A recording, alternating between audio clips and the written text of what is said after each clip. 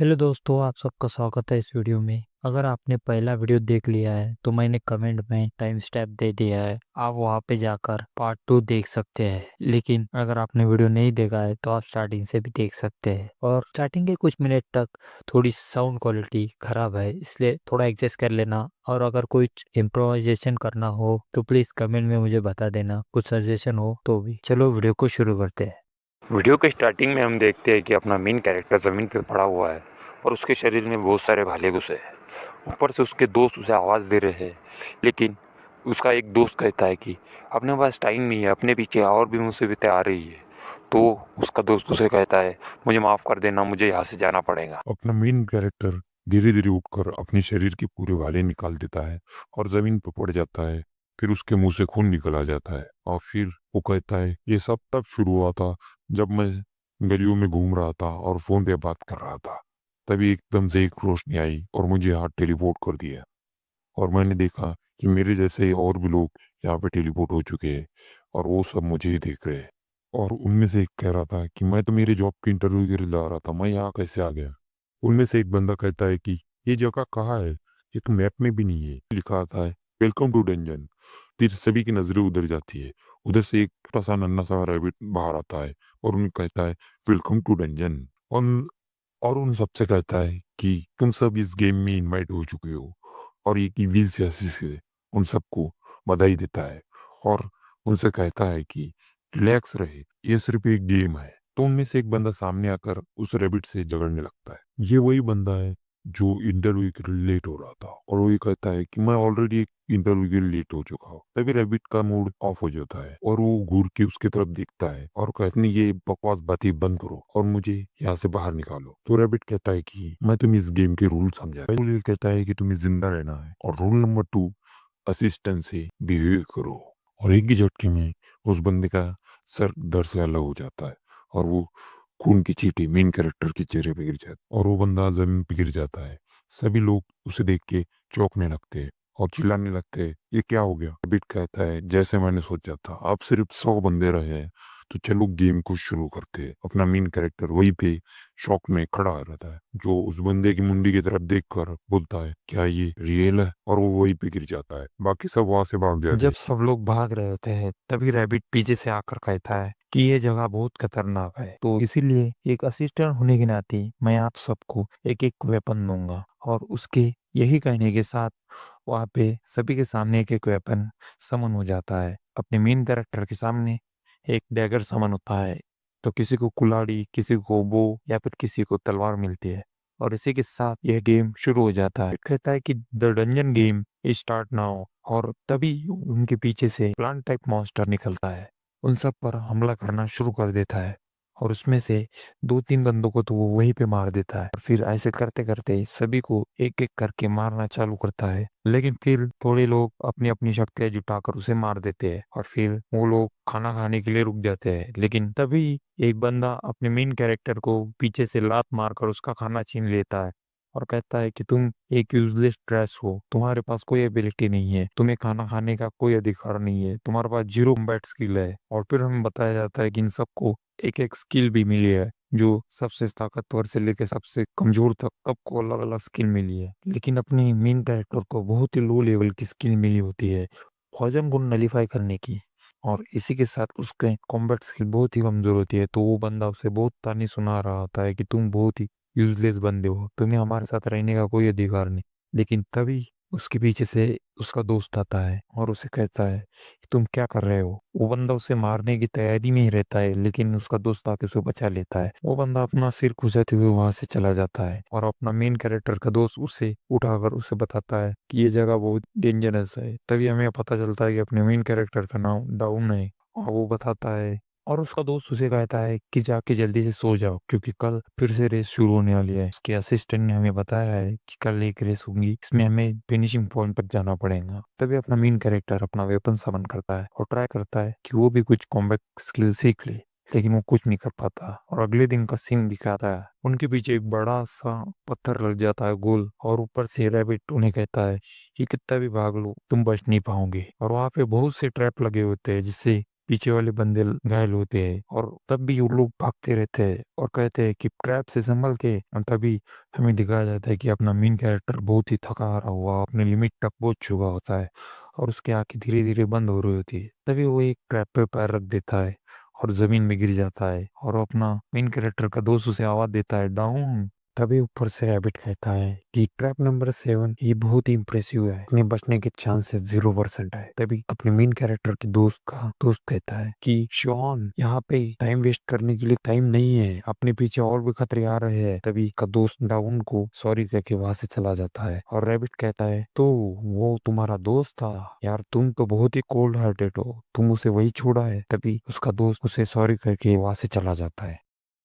फिर हमें दिखाया जाता है कि अपना मेन कैरेक्टर उसी गड्ढे में पड़ा हुआ है जो अपना वेपन समन करता है, लेकिन वो भी उसके हाथ में समन ना होकर साइड में समन हो जाता है और वो थक हार के वहीं पे बैठ जाता है। फिर हमें सीन दिखाया जाता है कि अपने मेन कैरेक्टर के दोस्त वहीं पे एक गोलम टाइप मॉन्स्टर से फाइट कर रहे होते हैं और रैबिट बताता है कि ये स्टेज 1 का फाइनल बॉस है और फिर बहुत मुश्किल से उसका दोस्त उस गोलम को घायल कर देता है और फिर फाइनली मार देता है। तो रैबिट ऊपर से उन सबको कॉन्ग्रेचुलेशन करता है और कहता है कि तुमने स्टेज 1 के बॉस को मार दिया है और उन्हें बहुत ही एक्साइटिंग तरीके से ग्रीटिंग देता। फिर अपने मेन कैरेक्टर का दोस्त रैबिट से पूछता है तो फिर अब हम घर जा सकते हैं। तो रैबिट बोलता है किसने कहा तुम घर जा सकते हो, अभी तो सिर्फ स्टेज 1 ही कंप्लीट हुआ है। तो सारे लोग उसे देखकर चौंक जाते हैं और फिर अपना मेन कैरेक्टर का दोस्त उस पर चिल्लाने लगता है कि तुमने कहा था कि अगर हम ये गेम कंप्लीट कर देते हैं तुम हमें घर भेज दोगे। तो रैबिट कहता है कि हाँ, अगर तुम गेम कंप्लीट कर देते हो तो तुम घर जा सकते हो, लेकिन ये तो सिर्फ स्टेज 1 है, तो तैयार हो जाओ अगले डंजन में जाने के लिए। तो फिर अपने मेन कैरेक्टर के दोस्त के पीछे के लोग कहते हैं क्या अगले डंजन के लिए, लेकिन हम तो डंजन में ही है। तो रैबिट बताता है कि ये सिर्फ स्टेज 1 है, माय बैड, मैंने आपको बताया नहीं कि ये सिर्फ स्टेज 1 है। तो उसके दोस्त बहुत ही डर जाते हैं और कहते हैं ये क्या, अभी भी और भी गेम बाकी है, तो चलो तुम्हारी इस करतब की वजह से मैं तुम्हें कुछ रिवॉर्ड देता हूँ, तो अभी है रिवॉर्ड का टाइम। तो फिर सब लोग कार के नीचे बैठ जाते हैं। तो रैबिट कहते हैं चलो मैं तुम्हें रिवॉर्ड के तौर पर सबको हील कर देता हूँ। तो सब लोग और उन सब लोगों के हाथ पैर हील होना चालू हो जाते हैं, उनकी बॉडी के कटे हुए हाथ तक हील हो जाते हैं। मेन कैरेक्टर के दोस्त का हाथ भी बाहर आ जाता है और हील हो जाता है। तो रैबिट बताता है चलो फिर आप स्टेज 2 के लिए तैयार हो जाओ। फिर हमें दिखाया जाता है कि उधर गड्ढे में अपना मेन कैरेक्टर भी हील हो जाता है और पूरी तरह से रिकवर हो जाता है और वो चौंक के अपने हाथ पैर देखने के लिए इधर उधर देखता है। तो फिर अपने मेन कैरेक्टर के सामने एक स्क्रीन शो होती है जिसमें लिखा होता है कि रिवॉर्ड आपको पूरी तरह से रिकवर कर दिया गया है और आपको पूरी तरह से हील कर दिया है। तो अपना ही मेन कैरेक्टर देखकर चौंक जाता है और सोचता है कि अच्छा हुआ मैं ठीक हो गया, लेकिन वो ऊपर होल की तरफ देख के सोचता है शायद से उन्होंने मुझे यही छोड़ दिया। और उसके सामने एक और स्क्रीन शो होती है कि डंजन रिसेट हो रहा है और उसे देख अपना मेन कैरेक्टर शॉक हो जाता है और फिर वहां पे पड़ा हुआ खून ऑटोमेटिकली गायब होना शुरू हो जाता है और ऊपर जाना चालू हो जाता है। पूरी धरती हिलना शुरू हो जाती है और ऊपर का छेद बंद हो रहा होता है। तभी अपना मेन कैरेक्टर देखता है कि उसके आजू बाजू के पत्थर ऊपर जा रहे हैं जो उस होल को बंद कर रहे हैं। तभी अपना मेन कैरेक्टर ध्यान देता है कि पूरी तरह से अंधेरा हो चुका है। तो वो एक पत्थर उठा के उस छेद की तरफ फेंकता है और उस ट्रैप को फिर से एक्टिवेट कर देता है, जिसकी वजह से रोशनी उसके चेहरे पर गिरती है और फिर उसका ध्यान उस कांटों पर जाता है। लेकिन तभी कोई उसे पीछे से आवाज देता है, ये एक और वो वही रैबिट होता है जो उससे पहले मिला था। तो उसे पहचान जाता है और कहता है तुम असिस्टेंट, तुम यहाँ कैसे। तो रैबिट कहता है कि मैंने देखा ये ट्रैप ऑटोमेटिक एक्टिवेट हो चुका है तो मैं उसे देखने आ गया, लेकिन तुम अभी तक जिंदा कैसे हो। मैं कम्प्लीटली रिकवर हो चुका हूँ क्योंकि स्टेज 1 तो कंप्लीट हो गया ना, इसलिए मुझे रिवॉर्ड मिला है कि मैं पूरी तरह से रिकवर हो सकता हूँ। तो रैबिट कहता है ये बहुत ही बुरा हुआ, तुम्हें तो इस ट्रैप में आके मर जाना चाहिए, तुम अभी तक जिंदा क्यों हो। तो वो बोलता है कि यार अभी मैं जिंदा हूँ तो प्लीज मुझे मेरी पार्टी के बाद छोड़ दो मेरे दोस्तों के पास। तो वो बोलता है ये नहीं हो सकता, तुम अपना स्टेटस मुझे दिखाओ। तो फिर वो उसका स्टेटस देखता है, उस पे उसका नाम ही नहीं होता है। तो फिर रैबिट कहता है कि तुम अभी तक जिंदा हो, इसका मतलब तुम अब इस गेम के बग हो। फिर रैबिट बोलता है चलो छोड़ो, अब तुम कुछ नहीं कर सकते, तो चलो जाने दो, अब तुम ऑटोमेटिकली यही मर जाओगे, तो चलो मैं यहाँ से चलता हूँ। अपना मेन कैरेक्टर बोलता है रुको, यहाँ से मुझे लेके चलो, मुझे अपने दोस्तों के पास छोड़ दो, शायद से मेरे दोस्तों ने ये जगह छोड़ दी ऑलरेडी। रैबिट कहता है तुम यहीं पे पढ़ के मरने वाले हो, शायद से अगले रिसेट में तुम ऑटोमेटिक यहाँ से चले जाओगे, तो चलो मैं यहाँ से चलता हूँ तुम्हें यहीं पे मरने के लिए छोड़ के। और वहां से वो रैबिट चला जाता है। फिर अपने मेन कैरेक्टर को वो सब याद आ जाता है जब उसके साथ बहुत बुरा हुआ था। रैबिट भी कहता है कि तुम यहीं पे मर जाओ, और वो बंदा जिसने अपने मेन कैरेक्टर को बहुत बुली किया था, उससे खाना छीन लिया था, वो भी उसे याद आ जाता है। फिर वो अपनी इन्वेंटरी खोलता है जिसमें बहुत सारा खाना है, और उसमें से एक मीट का पीस निकाल के खाने लगता है, और वो कहता है कि मैं यहाँ सरवाइव करूंगा। फिर हमें कुछ देर बाद का सीन दिखाया जाता है कि अपने मेन कैरेक्टर ने पेट भर के खाना खा चुका होता है और हड्डियां बाजू में फेंक दी होती है। तभी उसे ध्यान आता है कि अपन यहाँ पे कितने दिन तक रह सकते हैं। तो वो वही बैठ के सोचने लगता है कि अब मैं क्या करूँ, अब मैं क्या करूँ। तो उसे जमीन दिखती है, तो उसके माइंड में एक विचार आता है कि फिर अगर हम ऊपर नहीं जा सकते, ऊपर खतरनाक मॉन्स्टर है, तो अपन नीचे से खोद कर दूसरी जगह जाकर वहां से सेफली निकल सकते हैं। लेकिन फिर उसके और एक दिमाग में ख्याल आता है कि क्या ये भी सेफ हो सकता है कि दूसरी जगह सेफली मैं जा सकूं। फिर वो बोलता है और मैं कर भी क्या सकता हूँ, तो मुझे करना ही पड़ेगा। और फिर वो खोदने लगता है।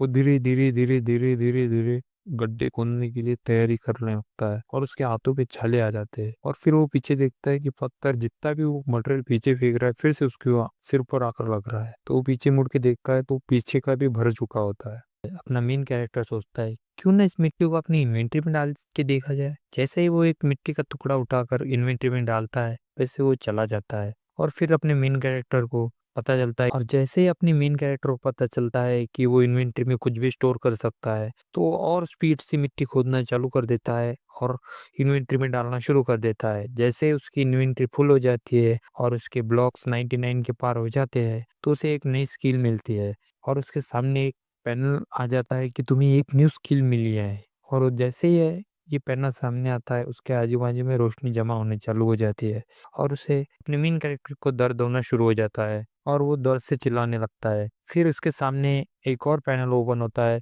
कि तुमने बिगिंग में मास्टरी हासिल कर ली है, अब तुम और तेजी से सैंड कलेक्ट कर सकते हो। और जैसे ही ये पैनल सामने आता है, अपना मेन कैरेक्टर जमीन पे गिर जाता है, उसका शरीर कांपने लगता है, और वो कहता है डैम इट, मुझे ऐसी कौन सी स्किल मिली है जिससे मेरा शरीर कांप रहा है। फिर उसके सामने पैनल ओपन होता है, उस पे लिखा होता है कि तुमने सैंड ब्लॉक कलेक्ट करने की स्किल हासिल की है, जिससे तुम और फास्टली सैंड ब्लॉक कलेक्ट कर सकते हो। अभी वो स्किल लेवल 1 पर है, और जैसे ही वो स्किल देखता है, अपना मेन कैरेक्टर निराश हो जाता है कि उनकी मिली तो मिली, एक डिगिंग एबिलिटी मिली, कोई कॉम्बैट एबिलिटी नहीं है ये। और वो निराश हो जाता है, लेकिन सोचता है चलो कोई बात नहीं, मुझे कॉम्बैट नहीं, कम से कम ये स्किल तो मिली। और वो सोचता है कि शायद मेरा दोस्त अभी तक जिंदा हो और उसके पास एक एबिलिटी तो है, और वो सोचता है कि शायद वो सेफ होगा। और फिर वो सोचता है मुझे तो वो सैंड कलेक्टिंग की एबिलिटी मिली है ना, तो मैं शायद से सैंड की शेप भी चेंज कर सकूं। और वो देखता है कि वो अपने हाथ से सैंड की शेप चेंज कर सकता है, और वो उसे